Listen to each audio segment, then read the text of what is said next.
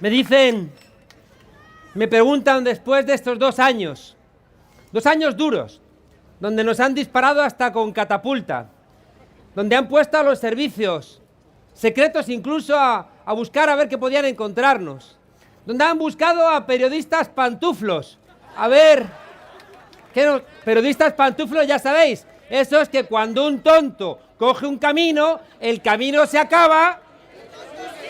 Así es, así es. Nos han intentado derribar, nos han intentado golpear. Y a veces hay gente que me pregunta, a menudo los periodistas, Juan Carlos, ¿te ha merecido la pena? Tú que no te presentas a ningún cargo. Y miro esta gente que acaba de hablar, miro a Rosana y entiendo una cosa con absoluta claridad. Y es que por cada uno de los que pusimos esto en marcha, que caigamos, veo que hay 1000 personas dispuestas a tomar esa bandera. Y entonces digo, claro que merece la pena, claro que merece la pena.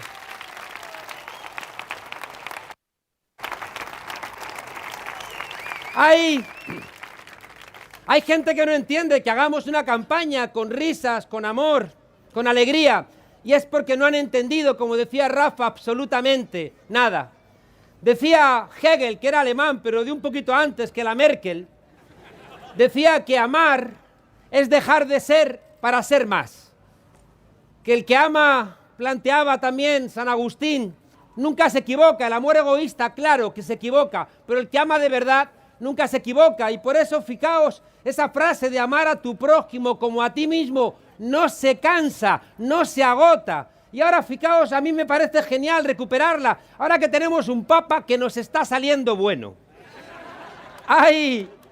Es verdad que habrá gente que diga, no, pero es que con las mujeres, la Iglesia Católica, paciencia, Galileo esperó 300 años. Tened cierta paciencia. Este papa yo estoy planteando que nos ha salido bueno, por un lado, por una prueba empírica. Y es que la frase que más repetís todas y todos de él es, este va a durar poco.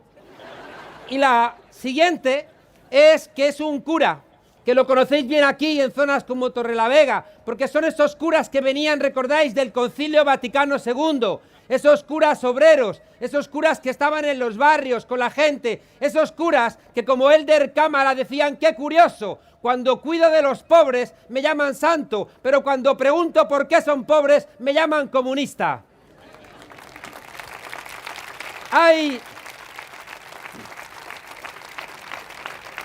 Fijaos, en esta voluntad nuestra de pintar corazones y hablar de la sonrisa, algo que el otro día lo veía igualmente con claridad cuando leía una historia, la historia de Guillermo. Una familia como las nuestras, el padre, la madre, trabajadores, 2 hijos, levantando la casa poco a poco, construyéndola ellos mismos. Pero Guillermo estaba en una silla de ruedas y un mes antes había tenido un cáncer de garganta que se había agravado, lo habían ingresado en el hospital y los médicos le dijeron que no había esperanzas, que se acabó. Y allá andaban, desolados, los padres porque habían dispuesto todo para, haciendo un esfuerzo, construir una rampa para que pudiera usarla Guillermo y entrar en la casa que estaban construyendo. Y aquel viernes por la noche estaban desesperados, pero dijeron, vamos a hacer la rampa, tenemos que intentarlo.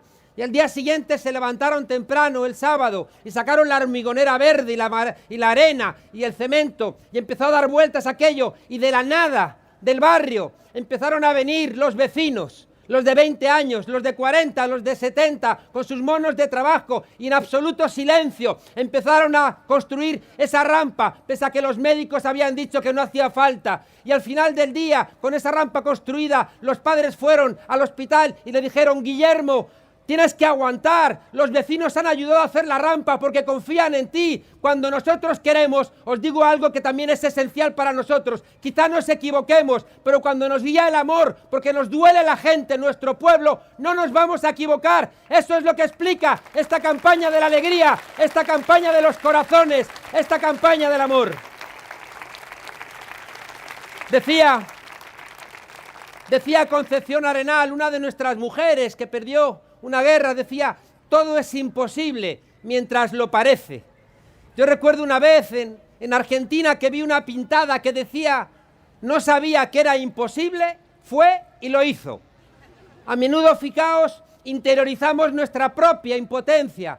Y si creemos en el carcelero, basta un cordón del zapato para enjaularnos. Fijaos que algo ha ocurrido mágico en este país después de que ha habido un esfuerzo por parte de los gobernantes de que nos resignáramos. Recuerdo que en el año 77, en las primeras elecciones de la restauración de la democracia, y digo restauración porque aquí tuvimos democracia entre el 31 y el 39, que no se nos olvide.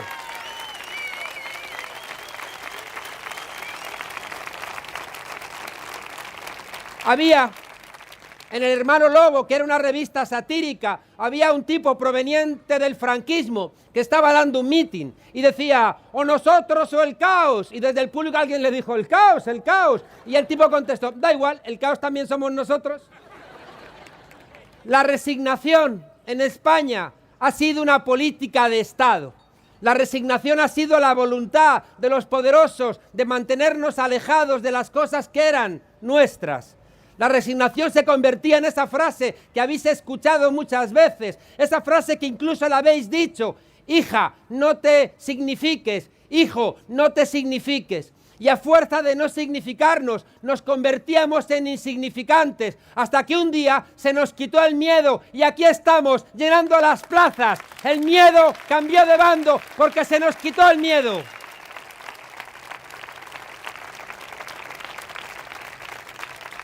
Hay elecciones, no creáis que me gustan mucho las elecciones, porque las elecciones son de brocha gorda y no de pincel, y para la reflexión las elecciones no son lo mejor del mundo.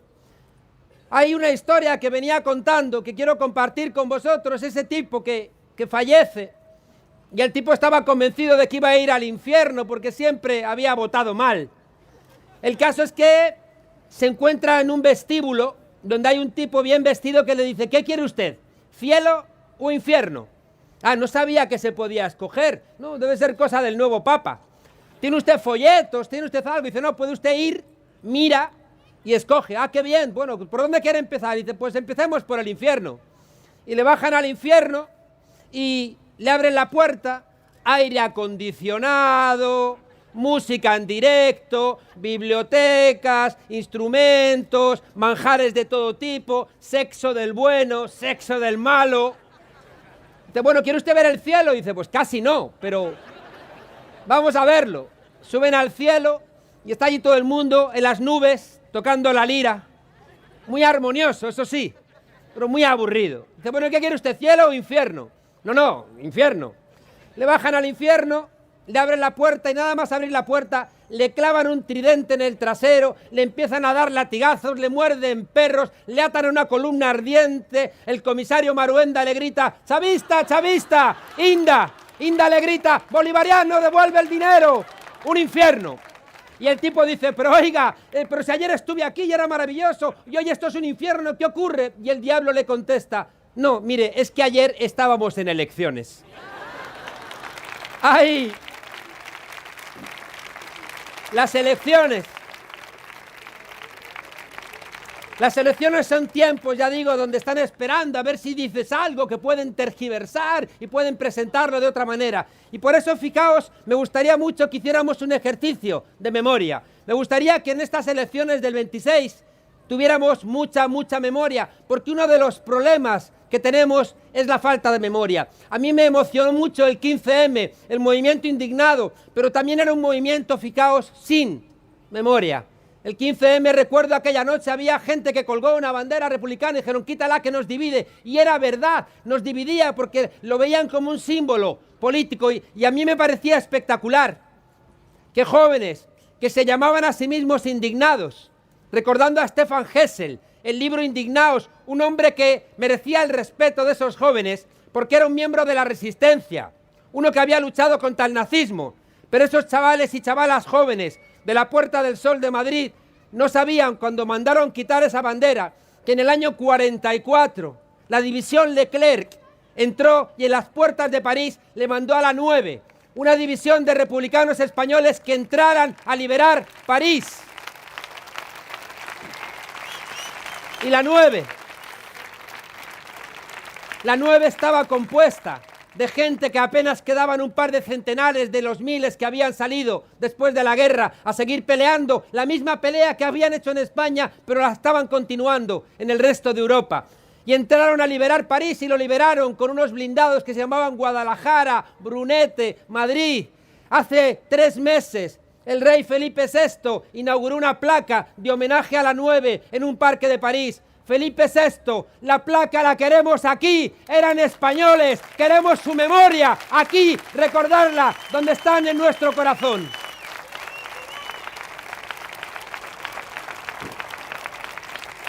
Memoria. Memoria esencial, porque fijaos, tengo la sensación de que el cúmulo de casos de corrupción, el cúmulo de la saturación de información, al final nos abruma.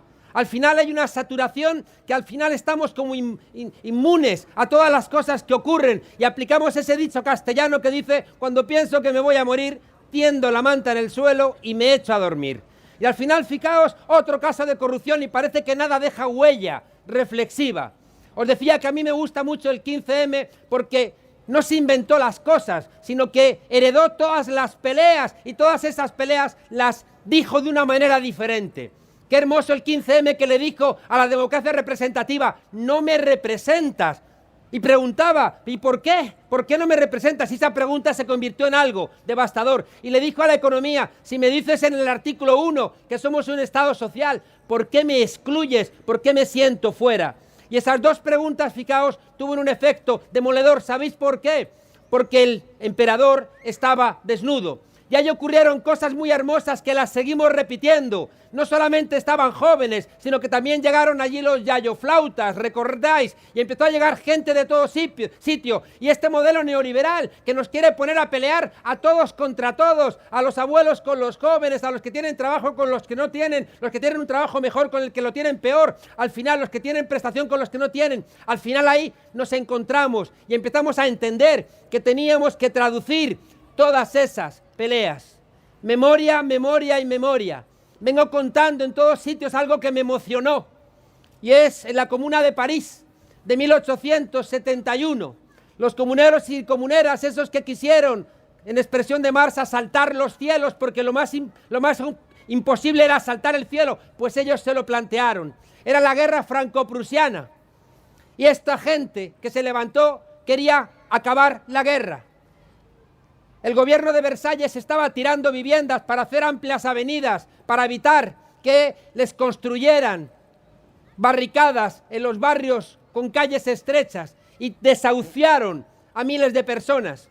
Los comuneros y las comuneras pedían el fin de los desahucios, pedían trabajo digno, pedían rebajar la jornada laboral, pedían que los hombres y las mujeres tuvieran el mismo salario, pedían que los niños no trabajasen, pedían comedores populares. Esas eran las locuras que pedían los comuneros y las comuneras, pero fueron ingenuos y nos lanzan ese mensaje: no hay que ser ingenuos, y bajaban de Montmartre derrotados, atados, camino del exilio o camino de la cárcel, y apareció un general muy atusado a caballo y le dijo al sargento: desátame a los que tengan el pelo blanco o el pelo gris. ¿Por qué? Que me los desates.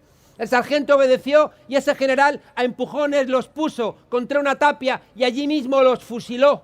Y el sargento preguntó: ¿por qué hace usted eso? Y el general le dijo: no has entendido nada. Si en 1871 estos del pelo gris se han levantado, son los peligrosos, porque ya eran mayores de edad cuando la revolución de 1848. Y esto, ¿sabéis por qué para mí es muy importante? Porque nos quieren contar la historia como no fue, y quienes trajeron la democracia a nuestro país no fueron ni los Reyes, ni Fraga, ni Suárez, ni Felipe González. Fuisteis los del pelo blanco, los del pelo gris, que seguís aquí peleando. Muchas gracias, mujeres y hombres del pelo cano y del pelo gris. Muchas gracias.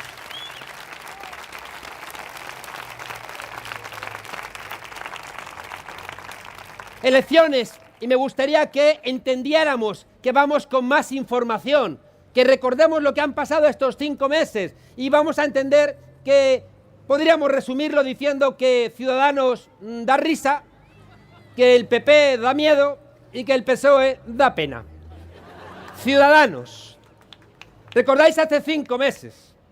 Un debate que prometía, porque era la imagen de que se estaba renovando la democracia en España. dos personas jóvenes, supuestamente preparadas, que aceptaban un debate sin reglas, un debate que no estuviera normado, un debate donde podían interrumpirse, dirigido por Évole. El debate fue interesante, es verdad que Rivera era como el joven pistolero que va al oeste y dispara, ¿no?, por la espalda a Jesse James, ¿no?, para ver si se apunta la medalla de ser el más rápido del Far West, y en aquel primer debate, recordáis, en un par de momentos le pegó un par de cabezazos a traición a Pablo, pero Pablo, elegante, siguió el debate sin problema. Bueno, fue un debate que nos interesó a todas y todos.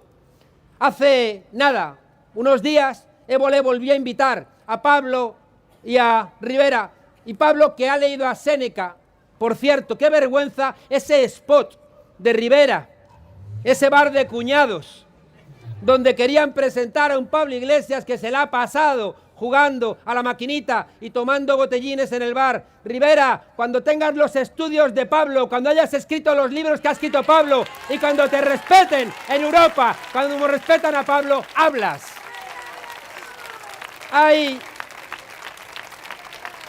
Pablo, que ha leído a Séneca, aparte de ver Juego de Tronos, ha leído a Séneca. No os riáis de vuestro secretario general. Son malvados, ¿eh? Están empoderados. Pablo, que ha leído a Séneca, sabe aquella frase que dice: águila no caza moscas.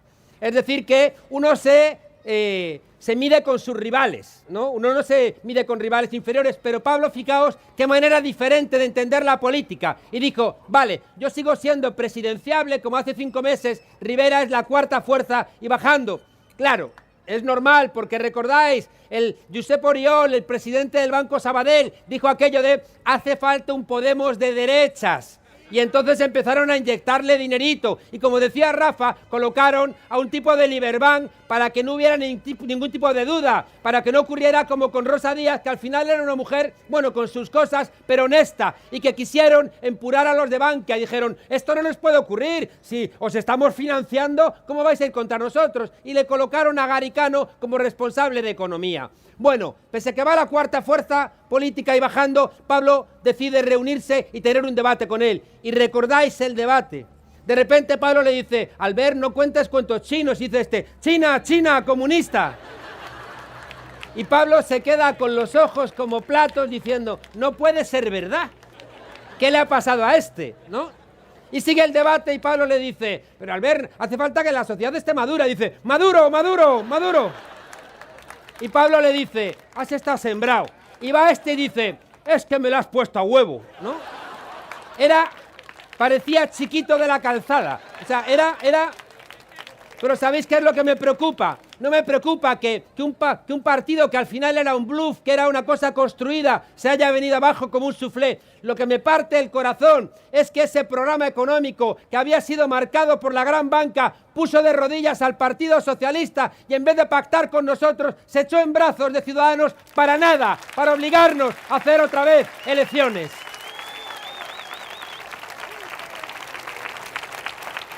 Os decía... Oye, ¿cuándo me callo? ¿Cuánto? Tengo mucho. Bueno, que sí, que tenemos que irnos a escuchar a Pablo. Mirad, os he dicho que Ciudadanos da risa, el PP da miedo y rabia. La corrupción ha alcanzado unos niveles inenarrables. Y no olvidéis que la corrupción siempre tiene que ver con contratos del Estado. La corrupción siempre son contratos que terminamos pagando nosotras y nosotros. Lo pagamos más caro, las obras son peores, porque luego les dan un maletín al Partido Popular. El caso Nos, Palmarena, Sampion, la Púnica, la Gürtel. Recordad las personas más mayores. Recordáis que hace unos años un café costaba 100 pesetas. Pasó a costar 1 euro. 166. Un periódico costaba 100 pesetas, pasó a costar 1 euro, 166. Hace 10 años, ser mileurista era un insulto, y hoy ¿cuántos desearían poder ser mileuristas? ¿Sabéis por qué está ocurriendo esto? Porque los precios suben y los salarios bajan, porque hay que alimentar a estos insaciables, a este 1%, a esta gente que va a seguir robando sin ningún tipo de tasa. hasta que les paremos los pies. No tienen freno.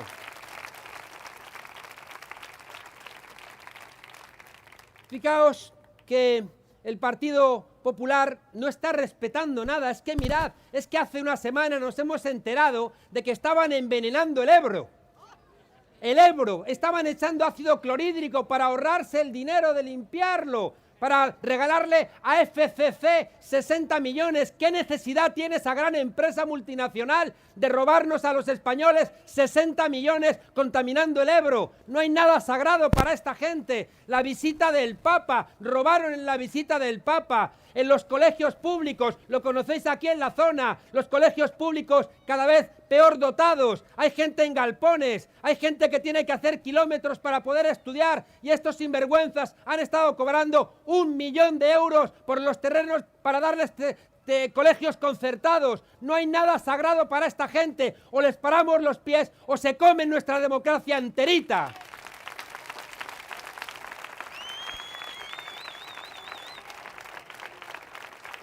Y encima, como decía Busti, es que además son tan mentirosos, pero si tienen 1/3 de su patria en Panamá, el otro tercio lo tienen en Suiza y parece que tienen 1/3 en Venezuela. Me recuerdan, el otro día estaba debatiendo en televisión con un tipo de nuevas generaciones y le digo, es que estoy consternado por lo de Aquamed, el número 2 de Soraya Sáez de Santa María. A los funcionarios honestos que se habían quejado, los echan. Y le digo al tipo que me parece terrible y me dice, sí, pero Venezuela. Digo, pero oiga, pero si por la noche sueño, imaginaos qué pesadillas, con Dolores de Cospedal, con un martillo rompiendo los discos duros de Bárcenas. Y me dice, sí, pero Venezuela. Y digo, pero oiga, pero si han pagado la sede del Partido Popular con dinero negro, ya, pero Venezuela. Me recuerda a la madre esa que le dice al niño, le dice, hijo, ¿me has quitado dinero del bolso? Y el niño le dice, bolivariana, bolivariana. Y la madre dice, efectivamente, me has quitado el dinero del bolso, ¿no? Bueno, os decía, fijaos, que el Partido Popular no solamente está vaciando nuestras cuentas. Tú no puedes estar financiando a los bancos si no robas a los preferentistas. Tú no puedes estar con los desahuciados porque estás con los bancos que desahucian. ¿Y sabéis cuál es el problema de toda esta estructura de corrupción? Que viene de muy lejos, que viene con la impunidad de gente que se acostó franquista y se levantó demócrata. Con gente que, fijaos, no tuvo ningún tipo de empacho de pedir cuentas nunca, ni de rendir cuentas nunca. Y al final, fijaos, en esa... Gracias, adelante. Fijaos que esta gente que nunca ha rendido cuentas, de repente pensaban que ahora iba a ser igual. Y no se han dado cuenta que la pelea de nuestros mayores ha construido aquí un Estado de Derecho, con muchos jueces honestos, con muchos policías honestos, con muchos guardias civiles honestos. Y de pronto, qué curioso, vemos al ministro del Interior, diciendo que el comportamiento de la Guardia Civil no le parece correcto.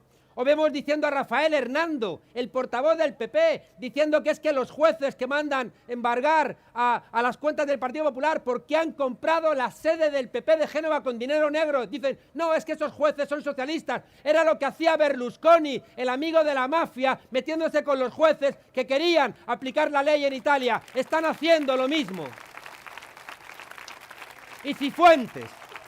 Cristina Cifuentes, que es exactamente lo mismo, lleva desde el año 91 en política y de repente Cifuentes dice, es que me extraña que los jueces hagan esto. Pues ¿sabéis qué? Os digo que cuando nosotros hemos hablado con jueces, con guardias civiles, para que vengan en nuestras listas, es para lograr un gobierno que garantice la independencia del Poder Judicial, que garantice la independencia de toda la gente que trabaja en el Estado, para que puedan cumplir la Constitución.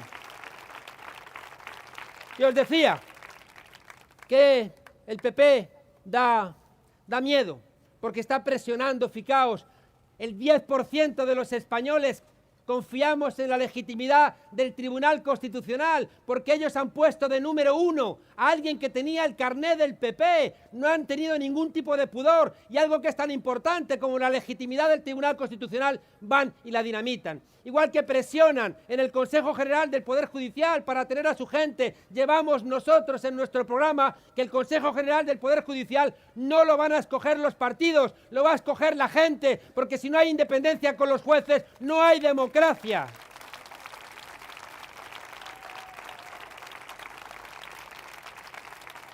Queremos, fijaos, la independencia de la Fiscalía. Hemos visto la pugna entre Castro y Orrats. Hemos visto que necesitamos una Fiscalía independiente del gobierno. Y necesitamos también, fijaos, que no ocurran casos como el que ha ocurrido con Victoria Rosell, donde de repente el exministro Soria, ese que nos mintió porque tenía dinero en Panamá, resulta que se reúne con un empresario supuestísimamente delincuente, además amigos del ministro Soria y apoyados con un exfiscal general del Estado socialista para hacer falsas acusaciones contra Victoria Rosell, una jueza decente, y de repente presionan y no ha ido en nuestras listas por la limpieza que tiene esa señora frente a estos sinvergüenzas.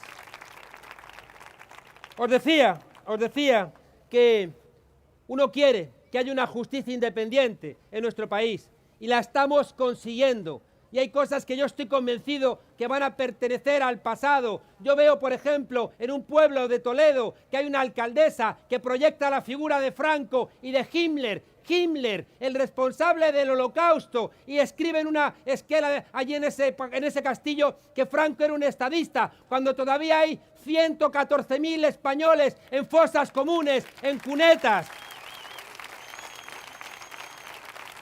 Y recordad, resulta que unos titiriteros representan el retablo de Don Cristóbal, que es el retablo de García Lorca. Es una cuestión histórica que es centenaria de la representación del poder y la bruja, el poder que siempre tienen las instituciones del Estado y la bruja que lo pelea. Y en una de las escenas, recordáis, la policía le pone un cartel que pone Gora Alcaeta y les meten en la cárcel. En cambio, esta señora hace apología del genocidio y nadie le pide cuentas. No puede ser, no puede ser. La ley Mordaza, fijaos, si Valle Inclán escribiera hoy Luces de Bohemia, esta gente lo volvería a encarcelar, igual que encarcelarían a Lorca, o mucho peor, y a Miguel Hernández. Y aprovecho para deciros que hay algo que me parece hermosísimo de Unidos Podemos, y es que le hemos dicho a la derecha que España no les pertenece, que hay una patria que también es nuestra, que es la patria de Lorca, de Machado, de Victoria Kent, de Clara Campoamor, de la gente que trabaja. Es nuestra patria y la reclamamos como nuestra. Voy terminando. Os decía que unos dan risa, otros dan miedo, y el PSOE se empeña en dar pena. Decía el otro día Pedro Sánchez que andaban los militantes y los votantes del Partido Socialista entristecidos. Y yo lo entiendo, porque el 20D Pablo Iglesias le hizo una propuesta clara a Pedro Sánchez. Le dijo: vuestros 90 y nuestros 69 suman más que 90 más 40. Y que por tanto aquí tienes la posibilidad de que intentemos un gobierno de cambio. Y los varones del Partido Socialista el día 28 de diciembre le dijeron a Sánchez: nada con Podemos. Y el pobre Pedro Sánchez empezó, como dice Busti, tú lo conocerás, un refrán francés, que la mermelada se extiende más cuanta menos hay, ¿no? Es hacer así a ver si llenas toda la tostada, ¿no? Y yo sé que Sánchez no es uno de los sabios de Grecia, pero sumar sabe. Y sabe que 90 más 40 es menos que 90 más 69. Y hemos estado 5 meses perdiendo el tiempo porque querían a ver si conseguían que sumase. Y como nosotros nos manteníamos firmes diciendo: Sánchez, te ofrecemos un gobierno de cambio, lo está esperando España, y como decía Owen, lo está esperando Europa, es el momento, sé el último socialista con coraje, como lo fue Olof Palme, pero decían que no. ¿Y sabéis qué hicieron? Que a mí me fastidió mucho. Empezaron a decir que estábamos peleados entre nosotros, empezaron a decir que estábamos rotos, que no nos queríamos, que estábamos a puñaladas. Empezaron a decir igualmente que las encuestas decían que si había nuevas elecciones nos hundíamos, desaparecíamos en el mar. Y empezaron a salir, qué curioso, comisarios de policía vinculados al ministro del Interior, junto con el periodismo pantuflo, empezaron a decir que había otra vez pagos de Irán. Me acuerdo el último, recordad, habían aparecido $270.000 de Irán, que yo dije, qué bien, porque por fin le vamos a comprar a Echenique un dragón morado y a Errejón la Play con núcleo irradiador, que se la lleva pidiendo toda la vida y no se la podemos traer nunca. Íñigo, que es un canalla, dice, oye, Juan Carlitos, que tú ya tienes tu edad, deja algo para que te compremos un taca-taca. Bueno, si Sánchez quisiera realmente que los votantes y los militantes del PSOE se les quite la depresión, te doy un consejo, Sánchez. Sal mañana y di con claridad, si dan los votos de Unidos Podemos y el PSOE, vamos a sacar a Rajoy del gobierno y vamos a hacer un gobierno de transformación. Así de sencillo, así de fácil.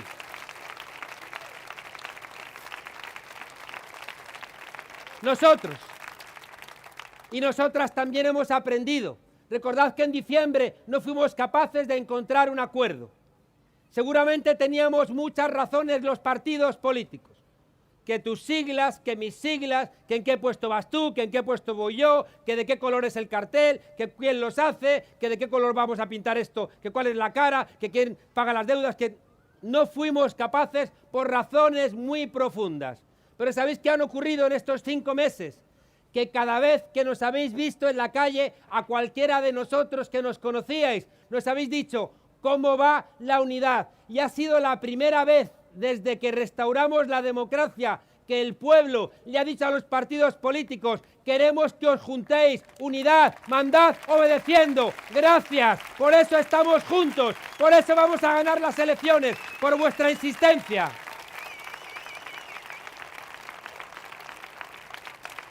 Hay una pequeña discusión, decía Pablo el otro día que nosotros, en nuestra fuerza política, cabía la socialdemocracia, y él empezó a decir, no, yo soy socialdemócrata, no, que yo más, que yo y 2 huevos duros. Yo les digo el primer día de clase a mis alumnos, que le preguntaron a Unamuno, ¿cree usted que existe Dios? Y Unamuno contestó, dígame usted qué entiende por creer, por existir y por Dios, y le contesto. En los años 50, socialdemócratas laboristas ingleses como Crosland planteó que la socialdemocracia estaba aboliendo el capitalismo porque había conseguido 5 cosas: las políticas keynesianas, el Estado social, había conseguido también, fijaos, el fin de las desigualdades, la economía mixta, había conseguido, fijaos, una serie de elementos que iban frenando la posibilidad de que el capitalismo convirtiera todo en una mercancía. El elemento central de esos 5 puntos era la construcción del Estado social. Mirad dónde están esos 5 elementos hoy. ¿Qué es lo que ha hecho el Partido Socialista con esos 5 elementos? El Estado social, lo ha planteado Busti. El artículo 135 se convirtió en una garantía del pago de la deuda por encima del gasto social. Por tanto, el artículo 135 en la reforma del Partido Socialista, claro, apoyada por el Partido Popular, dinamita el Estado social. Las políticas keynesianas, la política keynesiana por excelencia son las políticas de pleno empleo. Y el Partido Socialista hizo la primera reforma laboral y después la terminó de completar el Partido Popular. Y si no hay trabajo digno, no hay políticas keynesianas que garanticen la igualdad. Y el fin del tercer punto, la lucha contra las desigualdades. La economía mixta. ¿Dónde está la economía mixta si empezaron a vender todas las empresas públicas, empezaron a privatizar hasta el punto de que nosotros en nuestro programa hemos exigido que si hemos pagado Bankia y Mare Nostrum, queremos que sea la semilla de una banca pública, porque si no hay banca pública no podemos luchar contra el fascismo financiero. Fijaos, ¿qué queda?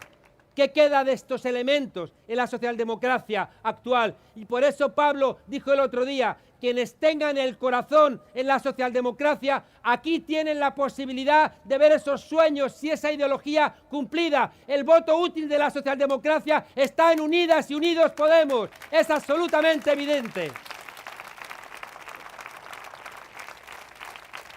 Y no es una cuestión de etiqueta, de yo soy esto, yo soy aquello. ¿Conocéis la historia de ese tipo? Decía, yo soy muy de izquierdas, y estaba todo el día diciendo que él era muy de izquierdas. Y un día uno le pregunta, oye, ¿y si tú tuvieras 2 aviones, qué harías? Y dice, pues uno para mí y otro para el partido. Y si tuvieras 2 fincas, una para mí y otra para el partido. Y si tuvieras 2 Rolls Royce, uno para mí y otro para el partido. Y si tuvieras 2 gallinas, y el tipo se queda parado pensando, dice, oye, ¿no dudas Rolls Royce, fincas, aviones, y dudas 2 miserables gallinas? Y dice el tipo, es que las gallinas sí las tengo, ¿no?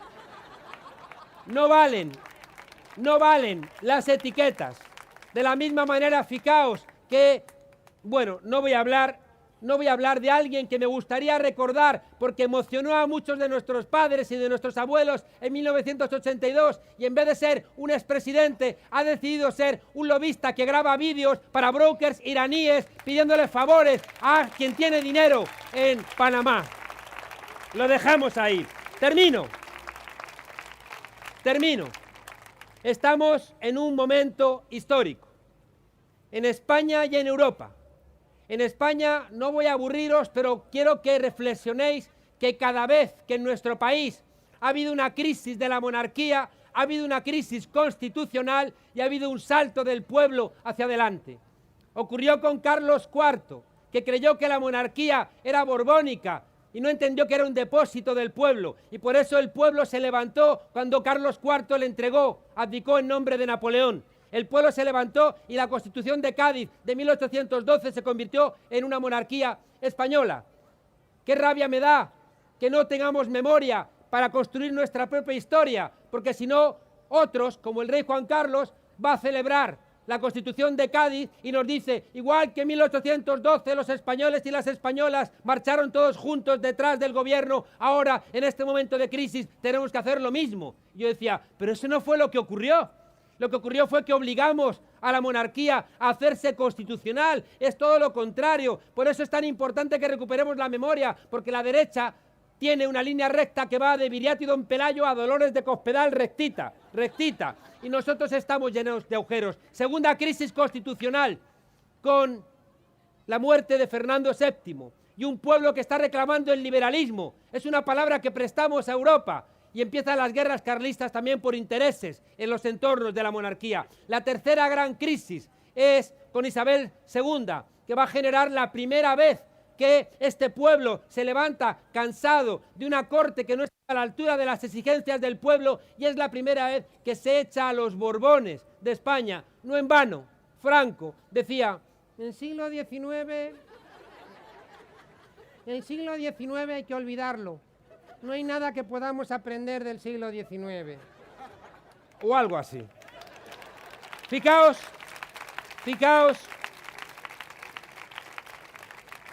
que la Primera República se zanja, somos el único país que restaura monarquías. Viene la cuarta gran crisis, que es Alfonso XIII. Alfonso XIII que igual se convierte, fijaos, que es una costumbre Talleyrand, que era el ministro de Asuntos Exteriores desde la Revolución Francesa, Napoleón, el directorio, un eterno de la Revolución Francesa, siempre como canciller, decía, es costumbre monárquica el robar, pero los Borbones exageran. Pero lo decía para Francia, no para aquí. Alfonso XIII construye todo un entramado de negocios, el pueblo se cansa de una corte que no está a la altura de las exigencias, Segunda República, pero otra vez restauración monárquica con el franquismo. Y luego otra vez la última, otra vez fijaos el 15M, que empieza a decir, no puede ser una monarquía que no está cuidándonos. Y de repente nos enteramos, recordáis, que el rey, que al parecer estaba con el corazón partido del dolor profundo que le generaba el paro juvenil, y estaba tan triste, tan cariacontecido, tan fuera de sí, que dijo, voy a matar elefantes a ver si se me pasa. Y nos enteramos de que estaba cazando elefantes porque se partió la cadera y nos enteramos que había ido con una persona que estaba muy dentro de su corazón. Genial, estamos por el amor. Ahora, eso sí, quiero deciros algo, me da mucha rabia que este señor, que tenía esa mujer que quería mucho, Corina, me parece genial. Lo que me parece terrible es que todos los 24 de diciembre nos diera lecciones de familia católica, apostólica y romana cuando él hacía lo que le daba la gana. Y resulta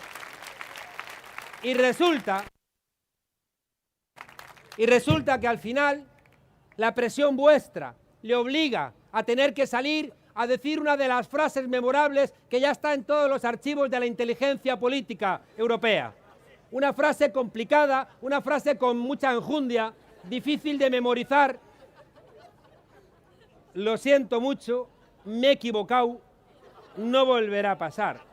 La frase tiene su complicación, porque tuvo que grabarla 2 veces. Yo vengo diciendo en todos lados que me hubiera emocionado que el rey Juan Carlos, después de toda la inversión que hemos hecho, me hubiera encantado que hubiera salido y hubiera dicho: ¡ay, mísero de mí! ¡ay, infelices! Apurar cielos pretendo, ya que me tratáis así. ¿Qué delito cometí contra vosotros naciendo? Aunque si nací ya entiendo qué delito cometido. Bastante causa ha tenido vuestra justicia y rigor, pues el delito mayor del hombre es haber nacido.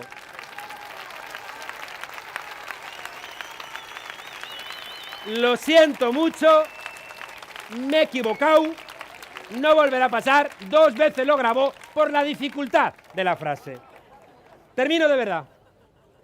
Ficaos que esta crisis que es española coincide con lo que yo siempre llamo las heridas. Yo recuerdo leer de joven aquel poema hermoso de Miguel Hernández, Llegó con 3 heridas, que conocéis, que cantaba Serrat.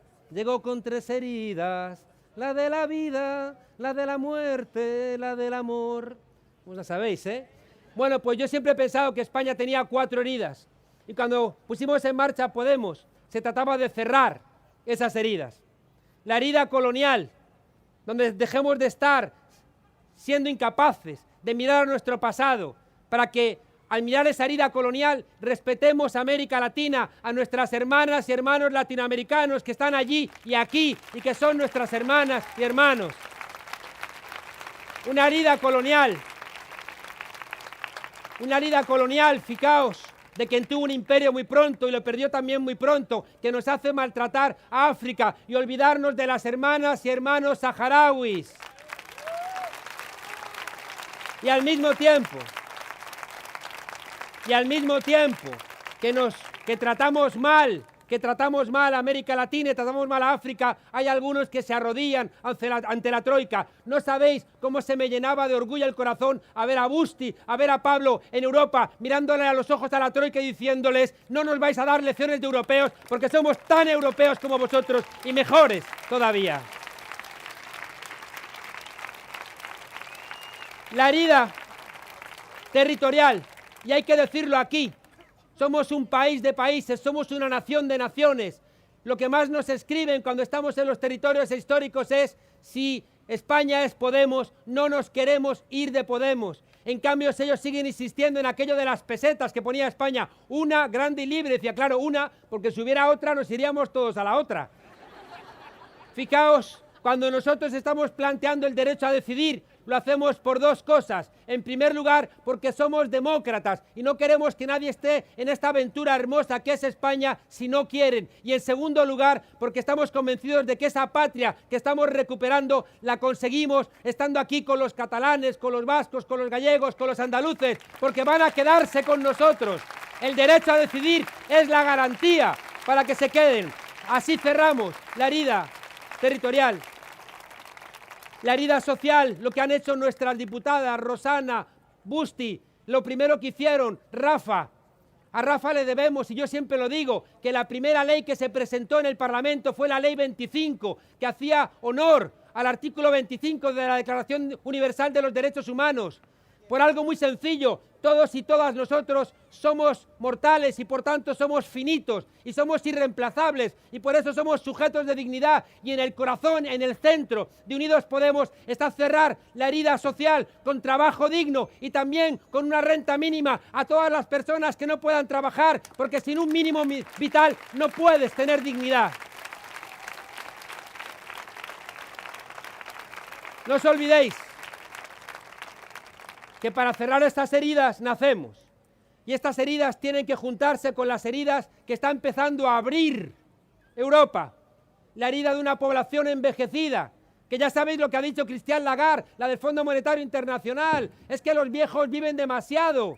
Y a mí se me ocurrió decir, pues si la solución es que la gente mayor se muera, pues igual puedes dar tu ejemplo y hacer algo. Me regañaron y dije, bueno, eso no lo tengo que decir ni en broma. Y además, como hay un papa nuevo, he cambiado. Y ahora lo que quiero es que Christine Lagarde, la directora general del Fondo Monetario Internacional, viva 200 años. Eso sí, con una pensión de 300 euros. Tarea para todas y para todos. Cerrar estas heridas no las cierra un gobierno, las cierra un pueblo. El envejecimiento de la población, la crisis medioambiental, no lo olvidéis, hay medio planeta Tierra devastado, y cuidado de los animales. Quien no respeta a los animales no respeta a la gente. El mundo del trabajo, el mundo. Y nosotros tenemos, lo decía Owen, una responsabilidad. Fuimos un país de refugiados. Tenemos la obligación, de igual que fuimos refugiados, enseñarle a Europa que hay que respetar a los refugiados. Es un derecho humano. Tenemos que lograrlo. Así que mirad si tenéis tarea. Mirad si tenéis tarea. No va a ser solamente depositar el voto. Eso es condición necesaria, pero no es condición suficiente. Al día siguiente hay que seguir trabajando. Habéis demostrado algo, que sois los continuadores y las continuadores de aquel jornalero que en 1931, cuando un cacique quería comprar su voto en aquellas elecciones con unos duros, le tiró las pesetas y le dijo, en mi hambre mando yo. Os he contado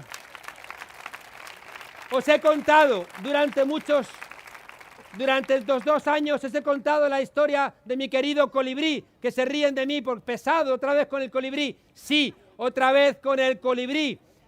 El bosque arde, todos los animales huyen, despavoridos, los que hace un momento se creían muy fieros, el rinoceronte, el hipopótamo, el león.